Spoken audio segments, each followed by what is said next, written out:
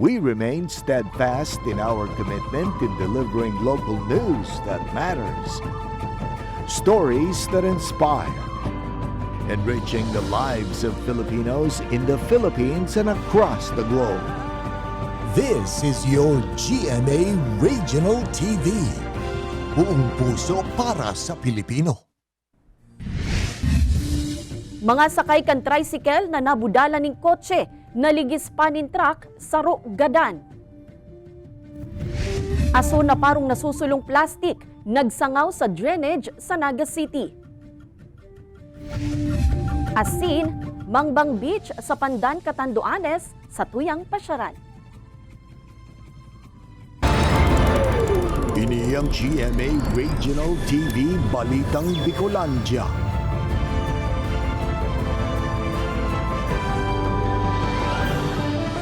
Diyos marhay na hapon mga kapuso, uninan Balitang Bicolandia. Hatud miyan pinakadarakula asin pinakabagong mga bareta sa Kabikolan. Kami ang tropa nin katotohanan, mahatud nin mga baretang mayong pigkikilingan, mayo nin pigpoprotehiran. Live, halik digdi sa GMA Complex sa Naga City. Ako po si Kate Dolovieres.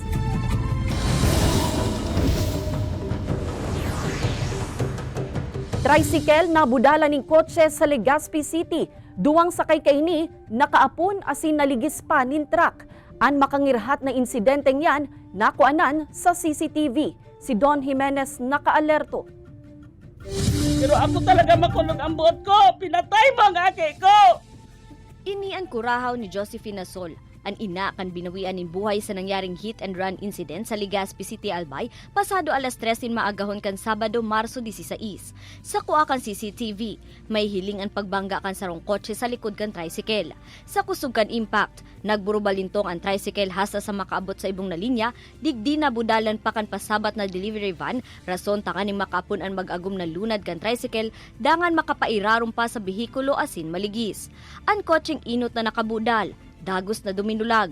An mag-agom, idinalagan sa ospital alagad matapos ang pirang oras, binawian nin buhay ang babae, mantangan sa iyang mister na sa critical na kamugtakan. Base sa investigasyon, pasiring kutaan mag-agom sa merkado publiko kan syudad kung sa inagtatrabaho kumo para tsyenda ang babaeng biktima kan mangyari ang insidente. Tulos man na nagkundusirin hot pursuit operation ang mga otoridad sa driver kan kotse. Sobrang sakit. Sobrang sakit ang ginimo mo sa ake ko. Dinulagan mo. Binayaan ang duwa kong apo na minor de edad. Pinabayaan mo sa kalsada. Kung ikaw nagpundo, pigtabangan mo, inidila mo sa ospital, baka nabuhay pa ini. Ngunya nagsuko na ang driver kan kotse sa Legazpi City Police Station daraan sa iyang behikulo. Sigun kay Police Executive Master Sergeant Henry Leona Mirafuentes, natakot subot ang driver kaya day na muna nagsuko. Sabi niya, di po daw siya nakapagparisir tulos dahil sa takot. Buda, dahil niyo po aram, ang pag-aaram niya, orang gadan. Kapag presentar niya sa police station, saka lang niya naaraman na ito po, iba parang gadan palang susarong biktima naman sa babae. Day masubot kay iniinako na siya nakainom kan mangyari ang insidente. Asin naghatod sa nasubot siya nin tugang sa sarong barangay sa syudad. Sa ngunyan pwede na inima sa angataning kaso. Alagad sigun kay Mirafuentes, madepende ini sa mapag-uulayan kan magkaibong nalado. Nasa kustodiya ngunyan kan PNP ang bihikulo asin ang lisensya kan driver, asin i-issuehan nin traffic violation ticket. Pigahalat pa man ang magiging desisyon kan pamilya kung sida makikipag-areglo digdi. Ini si Don Jimenez, Balitang Bicolandia. Panlalaog kan duwang lalaki sa sarong residensya sa Naga City sa pool sa CCTV. Planong panahabon, day nadagos makalihis na ma-monitor kan paryente kan may sadiri kan harong ang duwa sa CCTV. May report si Jessica Calinog.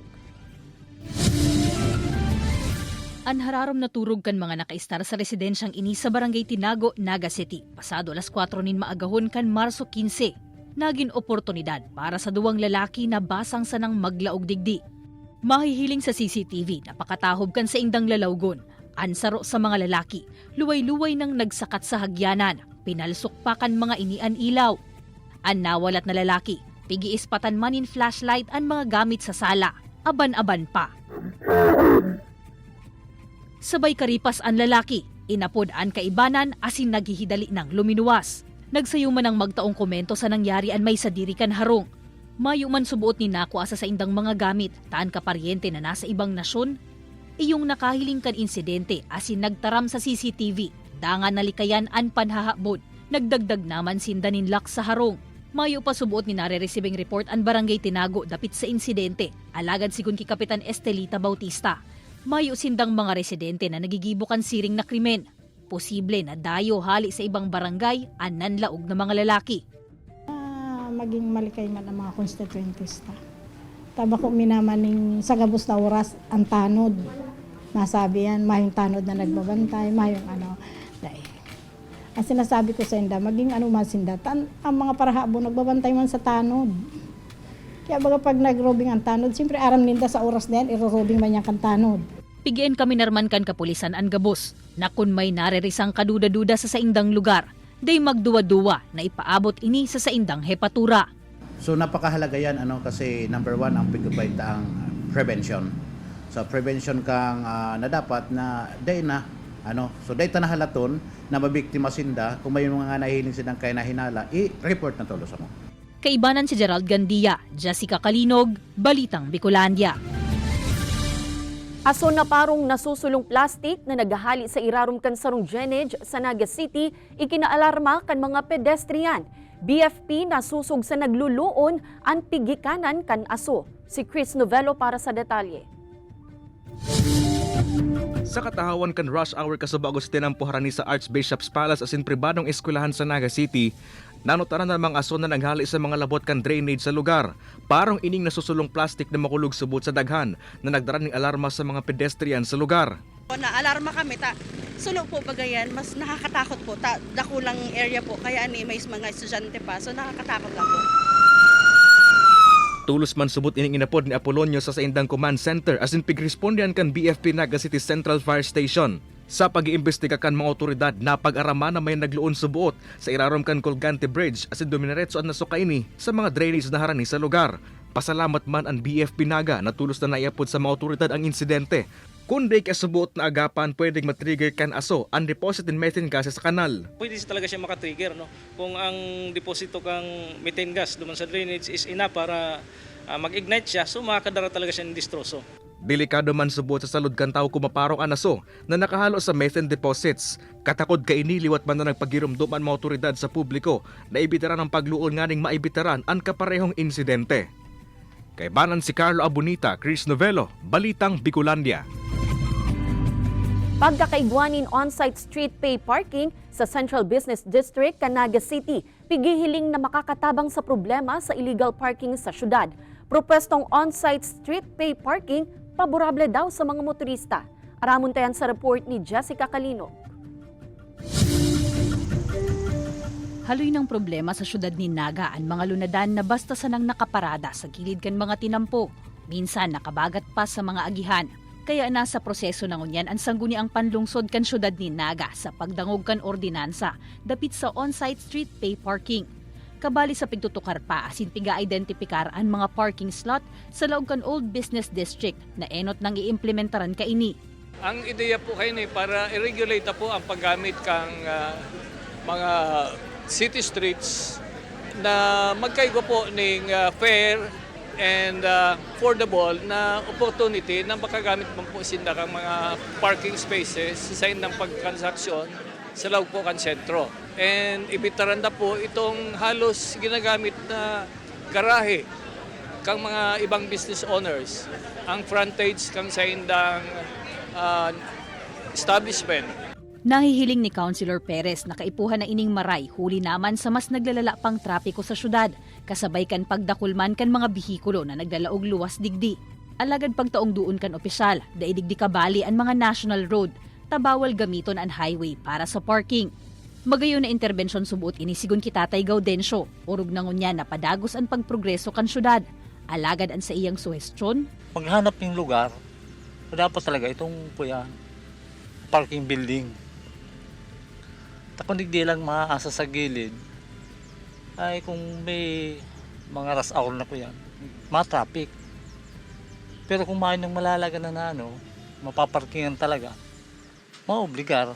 Sa presente, pigaadalan pa kan lokal na gobyerno ang mga dapat na nakapalaman sa ordinansa, nganing masyerto na mabebenepisyaran kaini ang gabos na imbueltong lado. Kaibanan si Carlo Abunita, Jessica Kalinog, Balitang Bicolandia.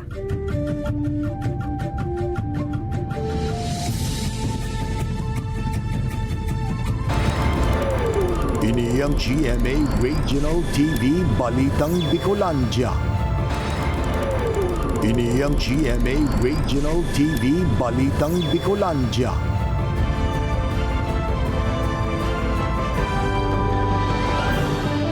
Kadagatan kan Milagros Masbate, positibo pa man giraray sa red tide toxins basado sa pinakahuring red tide advisory na pigpaluwas kan BFAR Bicol. Ang detalye kan baretang yan sa report ni Jessica Kalinog. Bulanin Enero 2024 kan liwat na magpositibo sa paralytic shellfish poison o red tide ang coastal waters kan Milagros Masbate. Asin hasta sa presente, nakataas pagiraray ang red tide alert sa lugar. Sigun sa Bureau of Fisheries and Aquatic Resources Bicol, ang makusog na pag-uran, dangan masusundanin mainit na panahon, iyo ang nagkakausa o nagtitrigger nin harmful algal bloom o red tide. Nakaban po ang pag-harvest, pagkakan, pagbenta, pagtransport ng gabos na shellfishes pati alamang. Ang fish po pwede nakakanon itong hali sa red tide positive area. Importante lang na hugasan na maray, tanggalon ng hasang, and safe po siya for public consumption. Pigahalat na sa naman ang resulta kan kinundusir na shellfish sampling sa coastal waters kan Milagros asin iba pang red tide monitoring area sa rehiyon. Mantang mahigot na pigbabantayan ang huma kan red tide sa Masbate. Hurot man kan BFAR na makataonin sustainableng hanap buhay sa mga parasira sa rehiyon sa paagi kan seaweed farming.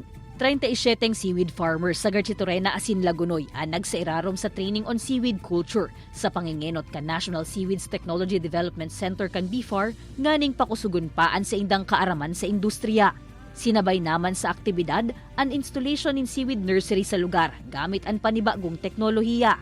Ining pag-install kang seaweed nursery will really help ang sa tuyang mga seaweed farmers para sa indang mga needs sa mga seaweed propagules. Dumanan ninda ko anon itong mga propagules ninda. Igwamanin parehong programa na ginibo o gigibuhon sa iba pang lugar sa rehiyon. In demand subuot ang seaweeds na ipapabakal nin 25 pesos kada kilo. Ang kagayunan kan produksyon nin seaweeds, tamayo ugayo nin gastos sa pag-ataman kaini. Kaya share to man ang kita. Kaibanan si Jovel Obiso, Jessica Kalinog, Balitang Bicolandia.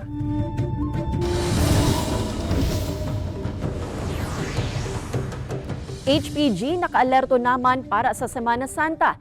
Alagad apwera sa seguridad kan mga mabiyahe, mahigot man ang kampanya kan HPG kontra karnaping. Asin tanganing tukaron yan, makakaibanan niyato si Police Executive Master Sergeant Rodel De Jesus, PNC OIC kan HPG Camarines Sur. Diyos marhay na hapon po, sir.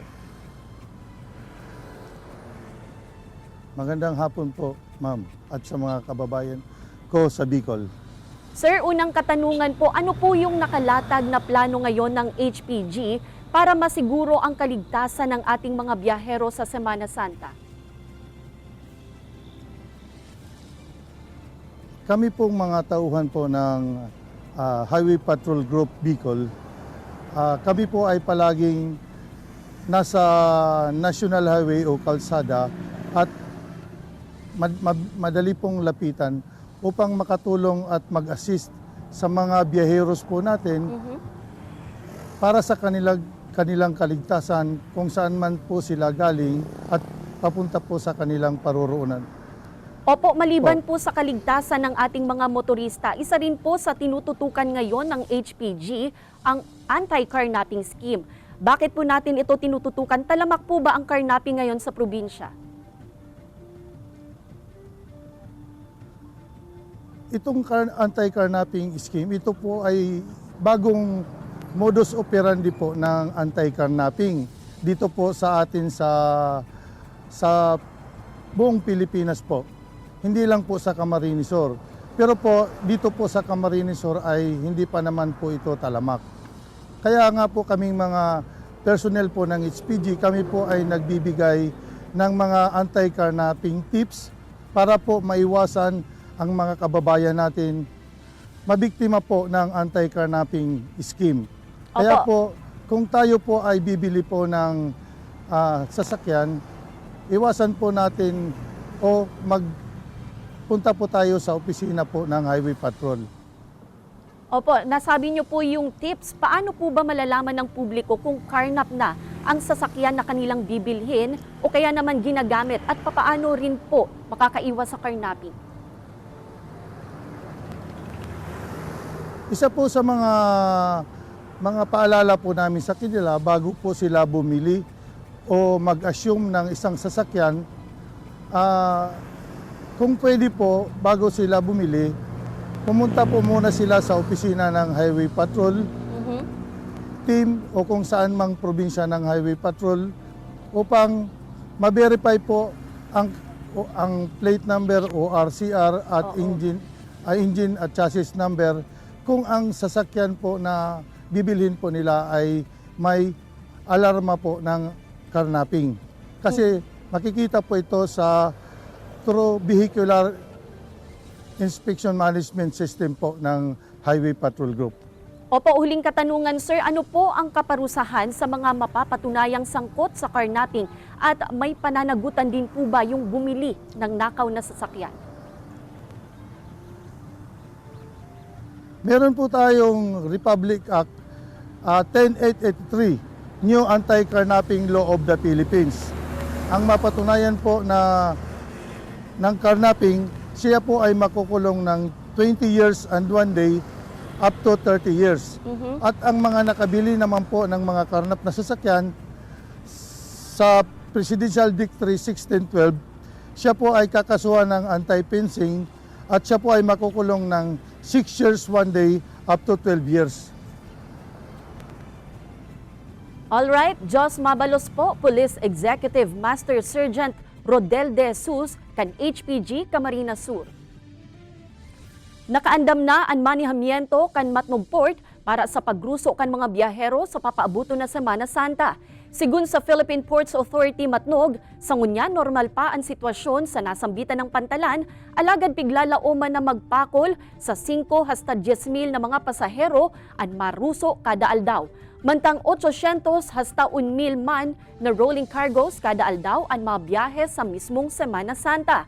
Huli sa posibleng pagdakol kan volume kan mga biyahero, asin tanganing maasigurar ang nasalbado ang biyahe kan mga ini, parte kan sa indang pag-aandam ang padagos na pakikipagkoordinar sa man iba-ibang ahensyas di gobyerno, siring kan gobyerno probinsyal, Philippine Coast Guard, Marina, PNP, LTO, asin magin sa mga shipping line.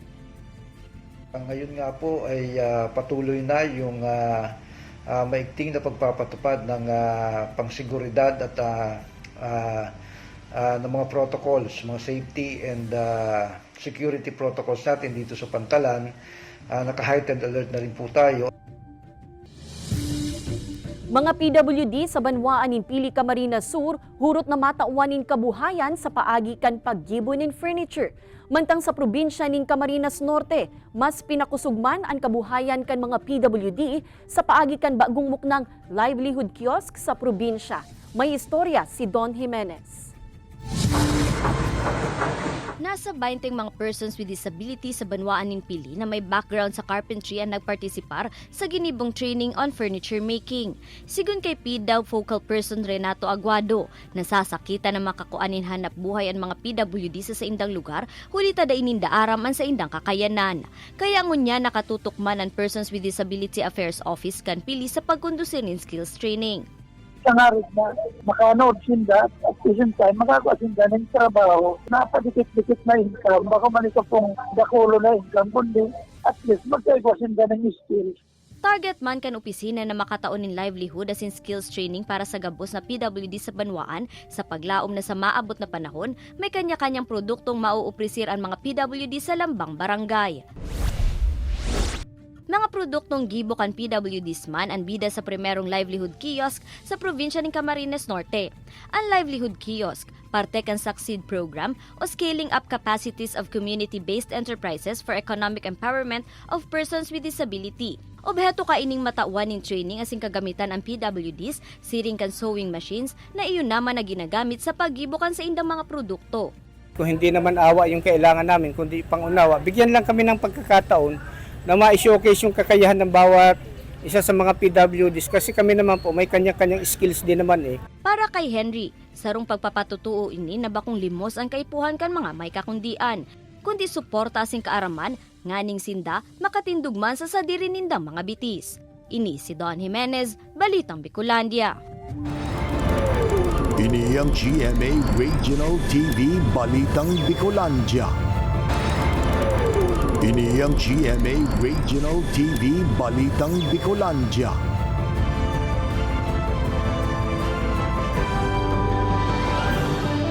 Labi 300,000 pesos na kantidad nin shabu na kumpiskar sa banwaan nin Virac sa Catanduanes. Mantang badil asin shabu na kumpiskar man sa anti-illegal drug operation sa Bato, Camarines Sur. Nakaalerto si Don Jimenez.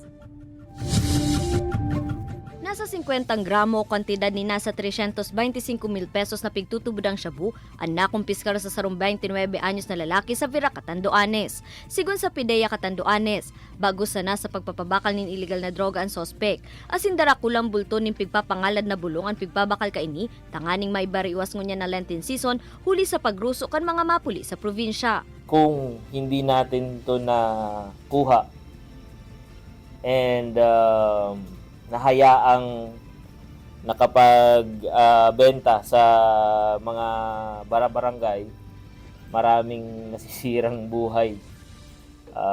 Tiyak ngayong Holy Week, imbes na maging solemn yung paggunita ng Holy Week, marami yung mga tao na posibleng masira. Sa presente nasa kustudiya na kan Virac MPS ang sospek na mahahampang sa kasong pagbalgar sa RA 9165.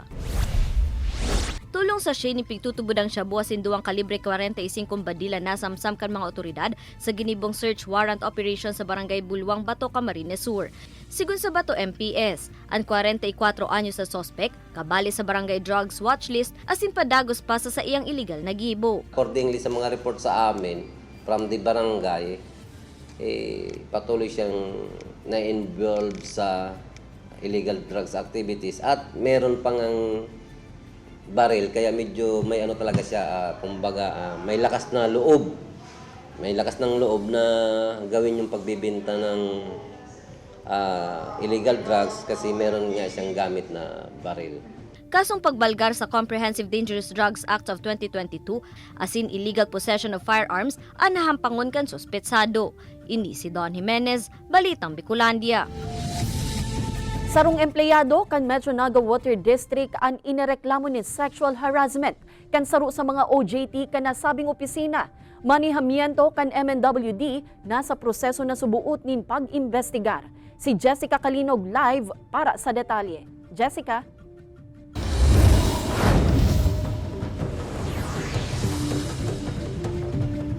Kate, sigun sa Women and Children Protection Desk o WCPD kan Naga City Police Office, ang harassment, violence, asin iba pang klase nin panaabuso sa mga kababaihan asin kaakian nangyayari o nakukumitir sa inman na lokasyon miski sa anong panahon o pagkakataon. Biyernes kan nakaaging semana kan maresibe subuot kan Metropolitan Naga Water District ang sarong letter of complaint hali sa Partido State University. Nakapalaman sa surat ang dapit sa reklamo kan sarong estudyante laban sa sarong empleyado kan MNWD. Mantang nasa on-the-job training ang estudyante, naka-experience sa subuot ininin sexual harassment o indecent proposal hali sa imbueltong empleyado kan MNWD. Sigun sa tagapagtaram kan opisina na si Chope de la Cruz, ang reklamo yao na sa level kan sa indang Committee on Decorum and Investigation para sa maninigong aksyon. Dahil po nagtotolerate ang MNWD dahil under po yan kang civil service law. Yaon sa civil service law yan, sexual harassment, pinagbabawal po yan. Number 1 na pinagbabawal kang civil service. Okay. So yung ani po yan dahil nagpapabaya ang opisina. And padagos ming imbestigaran yan hanggang matapos. And kung ano man po ang kaluwasan, kay po niyang atubangon ang konsekwensyang itatao. Nagsayuma naman na magkomento pa sa insidente ang Partido State University. Alagad may legal action naman daan na pigigibo ang legal department kan nasambit na universidad. Miski anong panahon o pagkakataon, Ang violence against women and their children posibleng makomitir sigun sa Women's Desk kan Naga City Police Office. Bako sa na sa mga barangay, kundi pati na sa mga eskwelahan, maging sa mga establishmento. Sa mga hotel, sa mga motel, sige informe ang front desk, ang manager, baka nakakapalaog sila ng mga minor de edad. Sikata lang ni sila ng information, info, kung paano mo ma-detect, kung hubin pa yan or ano. Kasaro pa yan sa pitututukan ni mga lugar na dapat may pa dyan ang katuyang mga kaasian. Mahigot man ang koordinasyon kan opisina sa mga barangay na iyong first responders sa mga siring na insidente. Sa mga araw kay na pangungulo kang mga agom, inot na inot kaya, pika kaulay mi. Si side, sarong side mo na, si babae, pika kaulay mi. Pag nahiling mi si side niya, napaliwanag niya, na nahiling ming tama, as in may ebidensya, dahil muna kami kaya nag-a-action tulos.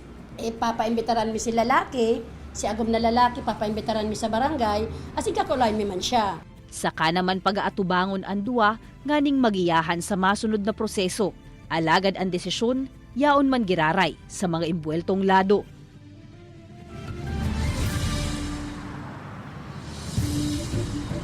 Bigyan kami naman Kate kan WCPD kan PNP ang publiko na kung halimbawang mabiktimanin pa na abuso o may naaraman na siring kaining insidente, tulos na ipaaram ang impormasyon sa mga otoridad nganing matawan man tulos nin magkakanigong interbensyon.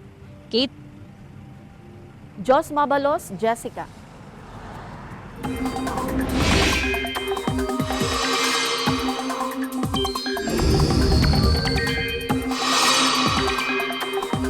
Mga kapuso, medyo po nagkusugliwat ang duros amihan. Kasabay kan padagos na pagdanay kan easterlies. Ang amihan nakakaabot na sa northern asin central Luzon, mantang sa natatadang parte man kan nasyon ang easterlies. Basado sa datos kan Metro Weather, hababa ang tsansa nin uran sa Bicol Region, apwera na sana sa pirang parte kan Camarines Norte. Kaypuhan man po na mag-andam ang iba pang parte kan nasyon sa tsansa nin uran sa hapon o banggi. Magiging maukol man asin delikadong maglawod ang saradit na lunadang pandagat sa pirang kadagatan kan Northern Luzon. Mainit na panahon, piga-aprobitsaran kan Naga City SWMO tanganing malinigan ang mga drainage sa syudad. Insidente nin pagbaha sa pag-abot kan tig-uran, maawot na maibitaran. Uyaan report. Mantang bihirapan pagbagsakan uran, dagos-dagos man ang mga espuwerso kan Naga City Solid Waste Management Office, nganing malinigan ang mga drainage o kanal sa bilog na syudad, pati na ang pagkondusir nin declogging. Igwamanin mga grupo na naghahakot nin basura, nagrarabos asin naglilinig sa mga bakanteng lote na pano nin ragpa, ipapadagos nin daini sa durasyon kan tig-init. Mas buwelo kitang maghiro, kaya po pigihiling tama na aran naman mga siyang pigbabaha na lugar. Ini man po mga main drain ta, ini pong panganiban, saro yan, pero dakulaon siya. Ang pigihiling ta lang si mga entrada po, hindi po sa may partikang Mayon Avenue. Lauman kan opisina na matapos na ang sa indang operasyon antes pa man magpuon ang tig-uran. Pag makusugon ang uran, minabaha daanin hasta abot tuhod sa may naiistara na inikan pamilya ni Buboy sa barangay Kalawag. Pagalon kaya digdi pagbaha. Dahil makaluwas-luwas, tas alang kaunahan ng flooring, nilalaog panangga. Alagad ngunya na igwanin pigkukonstruhir na storm drainage sa saindang lugar. Naglalaom si Buboy na lugod daay naliwat sinda bahaon. Sigun ki Kapitan Corazon Peñaflor, ang kakulangan in drainage, saro sa mga rason kaya perming pigbabahaan sa indang lugar. Ay, patong inot pong 3.5 million na storm drainage po. Mayo na, dikit na lang po ang baha. Siguro, probably, pag hindi po matapos po ining sarap 5.5 million na allocation sa storm drainage, baka po magiging na pong mas lalo pa mapapamaray po na mayo na pong dakulang baha dahil sa Kalawag. Anhagad kan barangay, kooperasyon kan mga namamanwaan sa pagmantinir kan kalinigan sa saindang lugar, siring man ang tamang pag-apunin basura, nganing maibitaran na makabagat sa mga kali asin magkausapa nin pagbaha. Kaibanan si Gerald Gandia asin Carlo Abunita, Jessica Kalinog, Balitang Bicolandia.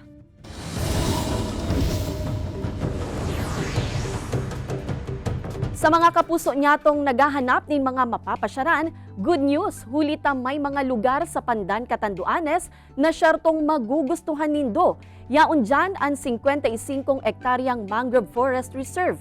Sa kantidad sa ng 300 hasta 400 pesos, pwede nang malibot ang lugar kay ibanan ang personahes kan Pandan Eco Guides Association. Sa laog nin 30 hasta sarong oras, may hiling an man iba-ibang species nin bakawan, malinig na tubig asin man iba-ibang migratory birds. Pagkatapos sa mangrove forest, dadarahon pa kamo sa Mambang Beach kung saan may hiling an White Sand Beach. Pwede digding mag-arkila nin tent asin cottages sa kantidad na 200 pesos. Bubukasan na ang mga pasyara na ini sa maabot na bulan nin Mayo o Hunyo. Sa ating mga turista sa Happy Island at sa labas po ng Isla ng Catanduanes, iniimbitahan po namin kayo dito sa Panoramic Pandan, the Pristine Paradise of the North. Pinapakiusap ko lang sa mga residente na lalo na sa Barangay Del Norte, Del Sur at sa Barangay Uga, yung basura natin wag nating itatapon sa ating mangrove area para itong Mambang Beach ma-preserve natin. Madadalan ang episode na ini asin iba pang pinakahuring lokal na bareta sa official website kan GMA Regional TV, www.gmaregionaltv.com. Pwede man kamong magbisita sa sumuyang official YouTube channel, GMA Regional TV, asin i-click ang subscribe button para sa pinakamaiinit na bareta hala sa man iba-ibang rehiyon. Mabalos sa mga kapusong Bicolanong nagantabay, maging sa mga kapuso nyato abroad. Ninhulita sa GMA Regional TV, Local News Matters. Asin yan ang pinakadakula asin mainit na bareta sa Kabicolan.